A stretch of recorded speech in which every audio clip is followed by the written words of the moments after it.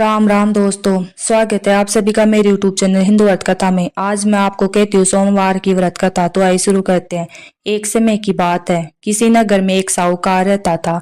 उसके घर में धन की कोई कमी नहीं थी, लेकिन उसकी कोई संतान नहीं थी। इस कारण वह बहुत दुखी था। पुत्र प्राप्ति के लिए वह प्रत्येक सोमवार व्रत रखता था और पूरी श्रद्धा के साथ शिव मंदिर जाकर भगवान शिव और पार्वती जी की पूजा करता था। उसकी भक्ति देखकर एक दिन माँ पार्वती प्रसन्न हो गई और भगवान शिव से उस साहूकार की मनोकामना पूर्ण करने का आग्रह किया। पार्वती जी की इच्छा सुनकर भगवान शिव ने कहा कि हे पार्वती, इस संसार में हर प्राणी को उसके कर्मों का फल मिलता है और जिसके भाग्य में जो हो उसे भोगना ही पड़ता है। लेकिन पार्वती जी ने साहूकार की भक्ति का मान रखने के लिए उसकी मनोकामना पूर्ण करने की इच्छा जताई।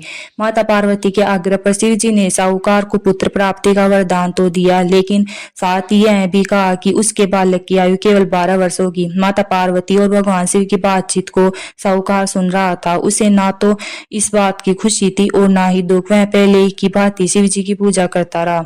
कुछ समय के बाद साहूकार के घर एक पुत्र का जन्म हुआ। जब वह बालक 11 वर्ष का हुआ तो उसे पढ़ने के लिए काशी भेज दिया गया। साहूकार ने पुत्र के मामा को बुलाकर उसे बहुत सारा धन दिया और कहा कि तुम इस बालक को काशी विद्या प्राप्ति के लिए ले जाओ और मार्ग में यज्ञ कराना। जहाँ भी यज्ञ कराओ वहां ब्राह्मणों को भोजन कराते और दक्षिणा देते हुए जाना। दोनों मामा भांजे इसी तरह यज्ञ कराते और ब्राह्मणों को दान दक्षिणा देते काशी की ओर चल पड़े। रात में एक नगर पड़ा जहाँ नगर के राजा की कन्या का विवाह था, लेकिन जिस राजकुमार से उसका विवाह होने वाला था वह एक आंख से काना था। राजकुमार के पिता ने अपने पुत्र के काना होने की बात को छुपाने के लिए एक चाल सोची। साहूकार के पुत्र को देखकर उसके मन में एक विचार आया। उसने सोचा क्यों न इस लड़के को दूल्हा बनाकर राजकुमारी से विवाह करा दूं। विवाह के बाद उसको धन देकर विदा कर दूंगा और राजकुमारी को अपने नगर ले जाऊंगा। लड़के को दूल्हे के वस्त्र पहनाकर राजकुमारी से विवाह कर दिया गया, लेकिन साहूकार का पुत्र ईमानदार था। उसे यह बात न्याय संगत नहीं लगी।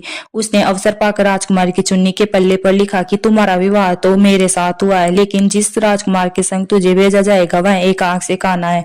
मैं तो काशी पढ़ने जा रहा हूँ। जब राजकुमारी ने चुन्नी पर लिखी बातें पढ़ी तो उसने अपने माता पिता को यह बात बताई। राजा ने अपनी पुत्री को विदा नहीं किया, जिससे बारात वापस चली गई। दूसरी ओर साहूकार का लड़का और उसका मामा काशी पहुंचे और वहां जाकर उन्होंने यज्ञ किया। जिस दिन लड़के की आयु 12 साल की हुई उसी दिन यज्ञ रखा गया। लड़के ने अपने मामा से कहा कि मेरी तबीयत कुछ ठीक नहीं है। मामा ने कहा कि तुम अंदर जाकर सो जाओ। शिव जी के वरदान के अनुसार कुछ ही देर में उस बालक के प्राण निकल गए। मृत भांजे को देख उसके मामा ने विलाप शुरू किया। संयोगवश उसी समय शिव जी और माता पार्वती उधर से जा रहे थे। पार्वती ने भगवान से कहा, स्वामी, मुझे इसके रोने के स्वर सहन नहीं हो रहे हैं। आप इस व्यक्ति के कष्ट को अवश्य दूर करें। जब शिव जी मृत बालक के समीप गए तो वह बोले कि यह उसी साहूकार का पुत्र है जिसे मैंने 12 वर्ष की आयु का वरदान दिया।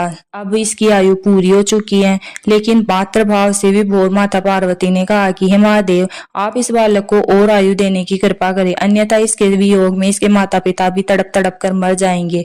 माता पार्वती के आग्रह पर भगवान शिव ने उस लड़के को जीवित होने का वरदान दिया। शिव जी की कृपा से वह लड़का जीवित हो गया। शिक्षा समाप्त करके वो लड़का मामा के साथ अपने नगर की ओर चल दिया। दोनों चलते हुए उसी नगर में पहुंचे जहां उसका विवाह हुआ था।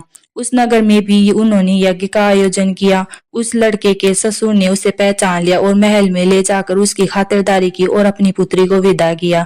इधर साहूकार और उसकी पत्नी भूखे प्यासे रहकर बेटे की प्रतीक्षा कर रहे थे।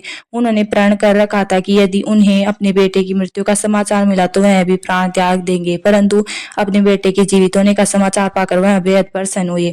उसी रात भगवान शिव ने व्यापारी के स्वप्न में आकर कहा कि हे श्रेष्ठी, मैंने तेरे सोमवार के व्रत रखने को और व्रत कथा सुनने से प्रसन्न होकर तेरे पुत्र को लंबी आयु प्रदान की है। इसी प्रकार जो कोई सोमवार का व्रत करता है या कथा सुनता है और पढ़ता है, उसके सभी दुख दूर होते हैं और समस्त मनोकामनाएं पूर्ण होती हैं। हे शिव पार्वती, जैसे आपने उस साहूकार के लड़के को जीवित कर उसके माता पिता के कष्टों को हरा, वैसे ही सब कोई के कष्टों को हरना। कहानी कहने वालों को या सुनने वालों का और हुकार भरने वालों का सबका भला करना। तो कैसी लगी आपको मेरी ये कहानी? अगर अच्छी लगी हो तो वीडियो को लाइक, शेयर और कमेंट करें और चैनल को सब्सक्राइब करें। Thank you.